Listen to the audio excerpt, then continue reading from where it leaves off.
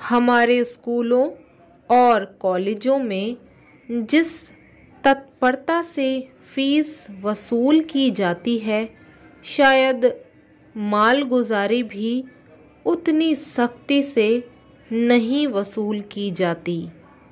महीने में एक दिन नियत कर दिया जाता है, उस दिन फीस का दाखिला होना अनिवार्य है। या तो फीस दीजिए या नाम कटवाइए, या जब तक फीस ना दाखिल हो रोज़ कुछ जुर्माना दीजिए। कहीं कहीं ऐसा भी नियम है कि उसी दिन फीस दोगुनी कर दी जाती है और किसी दूसरी तारीख को दोगुनी फीस ना दो तो नाम कट जाता है। काशी के क्वींस कॉलेज में यही नियम था। 7वीं तारीख को फीस ना दो तो 21वीं तारीख को दोगुनी फीस देनी पड़ती थी या नाम कट जाता था। ऐसे कठोर नियमों का उद्देश्य इसके सिवा और क्या हो सकता था कि गरीबों के लड़के स्कूल छोड़कर भाग जाएं। वहीं हृदयहीन दफ्तरी शासन जो अन्य विभागों में है, हमारे शिक्षालयों में भी है।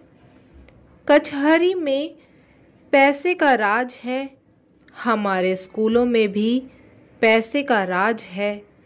उससे कहीं कठोर, कहीं निर्दय। देर में आइए तो जुर्माना, ना आइए तो जुर्माना, सबक ना याद हो तो जुर्माना, किताबें ना खरीद सकिए तो जुर्माना, कोई अपराध हो जाए तो जुर्माना। शिक्षालय क्या है? जुर्मानालय है। यही हमारी पश्चिमी शिक्षा का आदर्श है, जिसकी तारीफों के पुल बांधे जाते हैं। यदि ऐसे शिक्षालयों से पैसे पर जान देने वाले, पैसे के लिए गरीबों का गला काटने वाले, पैसे के लिए अपनी आत्मा को बेच देने वाले छात्र निकलते हैं, आज वही वसूली की तारीख है। लड़के का नाम पुकारा जाता है, वह अध्यापक के सामने आता है, फीस देता है और अपनी जगह पर आ बैठता है।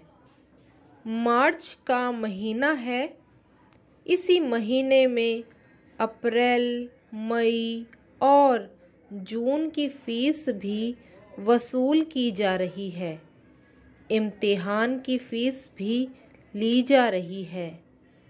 10वें दर्जे में तो एक एक लड़के को 40 रुपए देने पड़ रहे हैं। अध्यापक ने 20वें लड़के का नाम पुकारा, अमरकांत। अमरकांत गैर हाजिर था। अध्यापक ने पूछा, क्या आज अमरकांत नहीं आया? एक लड़के ने कहा, आए तो थे, शायद बाहर चले गए हों। क्या फीस नहीं लाया है? किसी लड़के ने जवाब नहीं दिया। अध्यापक की मुद्रा पर खेद की रेखा झलक पड़ी। अमरकांत अच्छे लड़कों में था। बोले, शायद फीस लाने गया होगा, इस घंटे में न आया तो दूनी फीस देनी पड़ेगी। मेरा क्या अख्तियार है, दूसरा लड़का चले। गोवर्धन दास। सहसा एक लड़के ने पूछा, अगर आपकी इजाज़त हो तो मैं बाहर जाकर देखूं? अध्यापक ने मुस्कुराकर कहा, घर की याद आई होगी। खैर जाओ, मगर 10 मिनट के अंदर आ जाना। लड़कों को बुला बुला कर फीस लेना मेरा काम नहीं है। लड़के ने नम्रता से कहा, अभी आता हूँ। कसम ले लीजिए जो हाथे के बाहर जाऊं। यह इस कक्षा के संपन्न लड़कों में था। बड़ा खिलाड़ी, बड़ा बैठकबाज। हाजिरी देकर गायब हो जाता तो शाम की खबर लाता।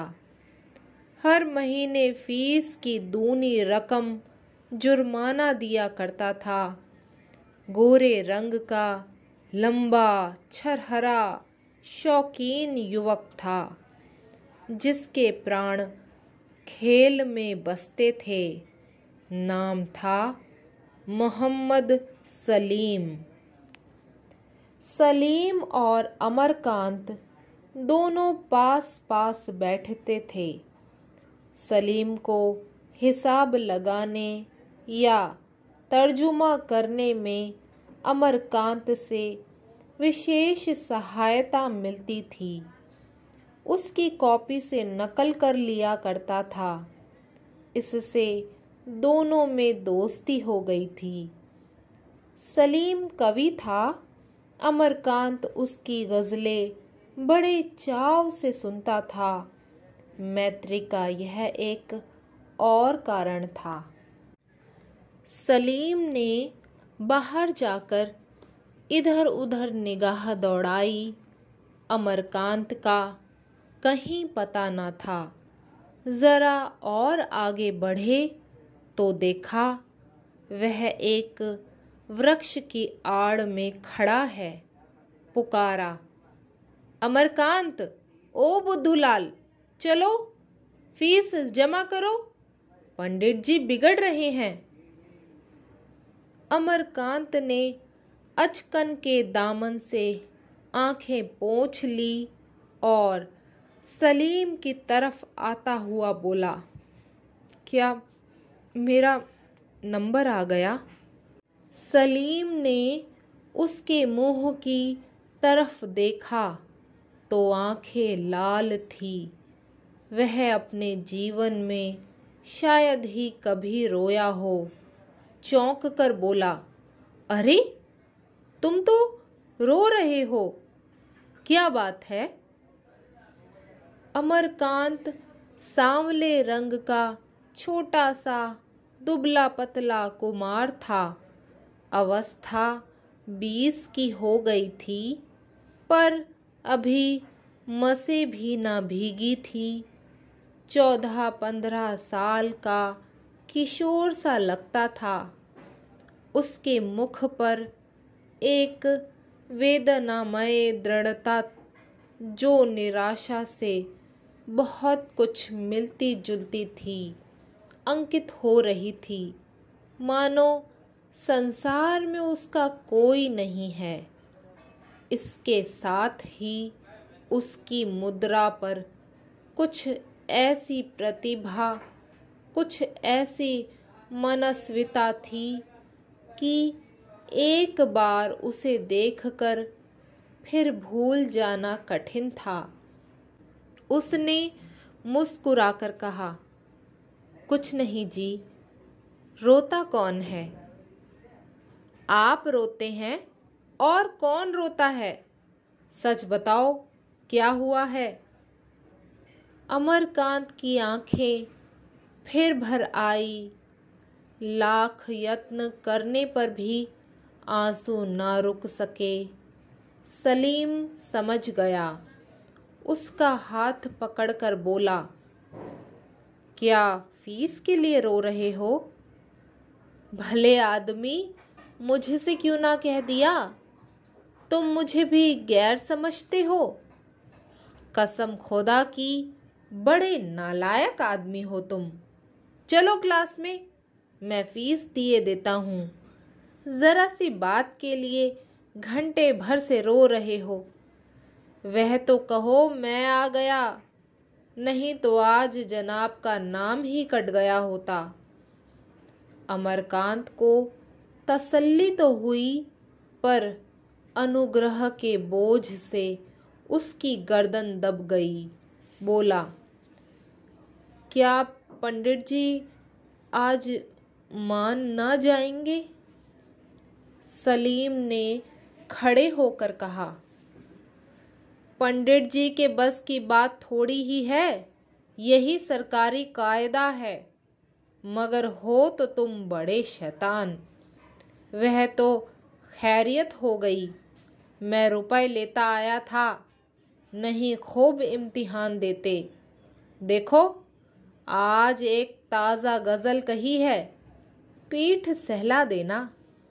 आपको मेरी वफ़ा याद आई, आपको मेरी वफ़ा याद आई। खैर है आज यह क्या याद आई।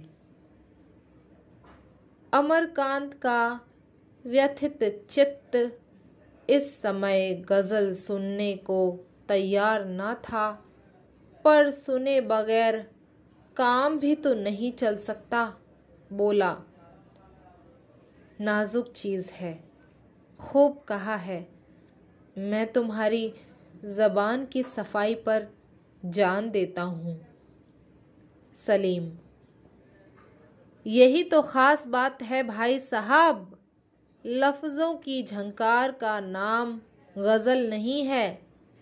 दूसरा शेर सुनो।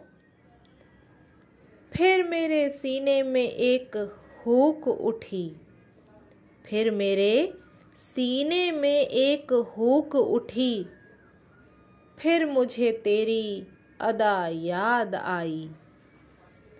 अमरकांत ने फिर तारीफ की, लाजवाब चीज़ है, कैसे तुम्हें ऐसे शेर सूझ जाते हैं? सलीम हंसा, उसी तरह जैसे तुम्हें हिसाब और मजमून सूझ जाते हैं, जैसे एसोसिएशन में स्पीचें दे देते हो। आओ पान खाते चलें। दोनों दोस्तों ने पान खाए और स्कूल की तरफ चले। संध्या समय जब छुट्टी हुई और दोनों मित्र घर चले, अमरकांत ने कहा, तुमने आज मुझ पर जो एहसान किया है। सलीम ने उसके मुंह पर हाथ रखकर कहा, बस खबरदार, जो मुंह से एक आवाज़ भी निकाली, कभी भूलकर भी इसका जिक्र ना करना। आज जलसे में जाओगे? मजमून क्या है मुझे तो याद नहीं। आज वही पश्चिमी सभ्यता है, तो मुझे 2-4 पॉइंट बता दो, नहीं तो मैं वहाँ कहूँगा क्या। बताना क्या है? पश्चिमी सभ्यता की बुराइयाँ हम सब जानते ही हैं, वही बयान कर देना। तुम जानते होंगे, मुझे तो एक भी नहीं मालूम। एक तो यह तालीम ही है, जहाँ देखो वहीं दुकानदारी, अदालत की दुकान, इल्म की दुकान, सेहत की दुकान,